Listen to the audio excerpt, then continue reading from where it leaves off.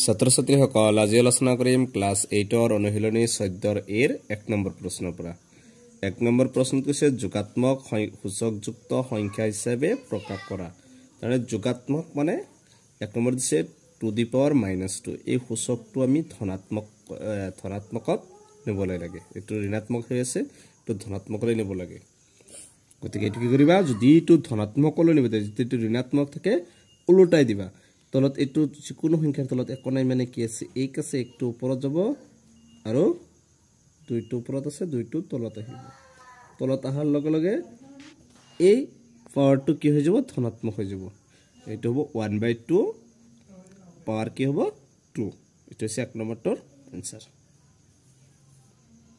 2 নম্বৰটোত আছে 5 to the power -3 গতিকে এটো পাছৰ তলত এক নাই মানে এক আছে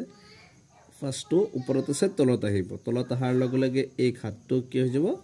ধনাত্মকত হৈ গল 1/5 টু দি পাৱাৰ 3 এটো আছে আমি কি 4 টু দি পাৱাৰ -1 আছে গতিকে এটো তলত চাৰি তলত এক নাই মানে এক আছে 1/4 এটো চাবা এটো আর ঘাতটোতে মাইনাসত আছে গতিকে এটো আর দিয়াৰ দৰকাৰ নাই 1 আছে যেটো 1 থাকিলে আৰু দিয়াৰ দৰকাৰ নাই যদি বেলেগ সংখ্যা থাকে দি দিবা এটো 7 এর তলত এক নাই মানে 1 আছে আর তলত 7 সবা এই পাওয়ারটো হাতটো তলত আহাৰ লগে লগে এই পাওয়ারটো কি হ'ব ধনাত্মক হ'ব কি হ'ব 7 টু দি পাৱাৰ 5 এটো হৈছে 4 নম্বৰটোৰ आंसर 5 নম্বৰ দিছে 1/7 পাৱাৰ -3 এটো হাতটো ওপৰত যাব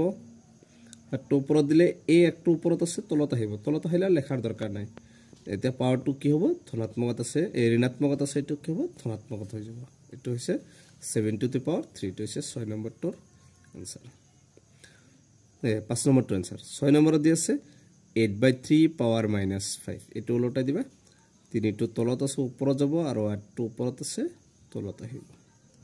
আহাৰ লগে লগে এই পাৱাৰটো কি হৈ যাব ধনাত্মক হ'ব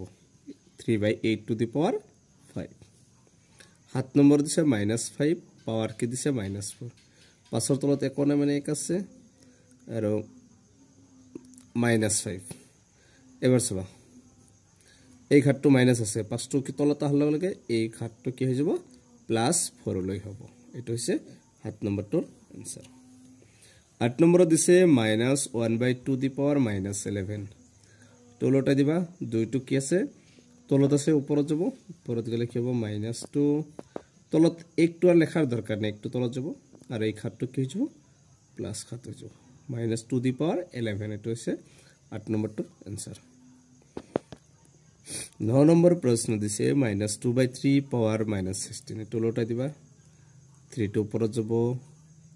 আৰু 2 টো তলত আহিব তাৰমানে উলটাই দিয়াৰ লগে লগে এই পাৱাৰটো কি হ'ব ধনাত্মক হ'ব পাৱাৰটো কি হ'ব 16 10 নম্বৰ দিছে 1/2 -2 আৰু হোল সেকেন্ড ব্ৰেকেটত দি আছে পাৱাৰ 3 প্ৰথমে এটো উলটাই দিবা উলটাই দিয়াৰ লগে লগে দুইটো কি হৈ যাব ওপৰত যাব আৰু একটো তলত আহিব তলত লেখাৰ দৰকাৰ নাই এই পাৱাৰটো ধনাত্মক হ'ব আৰু এটা পাৱাৰ কি আছে 3 2 3 গুণ 6 টু দি পাৱাৰ 6 এটো হৈছে 10 নম্বৰটোৰ आंसर তাৰ পিছত 11 নম্বৰটো দিছে 5/7 পাৱাৰ -3 ইনটু 5/7 পাৱাৰ -2 এটো উলটাই দিবা হাতটো তলত আছে ওপৰত যাব আৰু পাঁচটো তলত আহিব আৰু এই তিনিটো ধনাত্মক হৈ যাব ইনটু এটো হাতটো ওপৰত যাব পাঁচটো তলত আহিব তলত আহাৰ লগে লগে এই পাৱাৰটো কি হ'ব ধনাত্মক হ'ব এবাৰ এই দুটাৰ এটা লিখিবা 7/5 এটা সূত্র আছে পুরনো সূত্র আছে a to the power m plus n ইয়াত m মানে কি হ'ব 3 প্লাস n মানে 2 7/5 3 দিয়ে 5 এটো হৈছে 9 নম্বৰটোৰ 11 নম্বৰটোৰ answer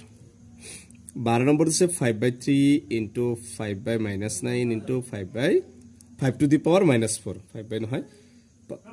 5 to the power 3 into 5 to the power -9 into 5 to the power -4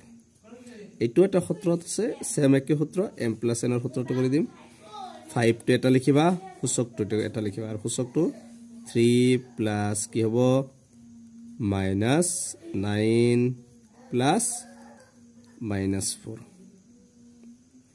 5 3 plus 7 আছে মাইনাস প্লাস 7 আছে মাইনাস এবার চাবা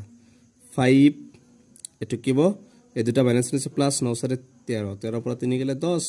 টাইমটোত মাইনাস মাইনাস 10 এই পাওয়ারটো কি হইছে মাইনাস হত গতিকে উল্টাই দিবা পাছত তলত 51 এক আছে পাছটো তলত যাব তলত যাওয়ার লগে এই ঘাটটো কিব ধনাত্মক হ'ব 1/5 টু দি পাওয়ার 10 এটো হইছে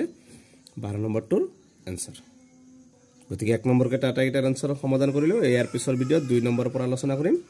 গতিকে আজিৰ ভিডিঅটো এইখিনিয়ে তোমালোকে ভিডিঅটো লাইক কৰিবা চেনেলটো সাবস্ক্ৰাইব কৰিবা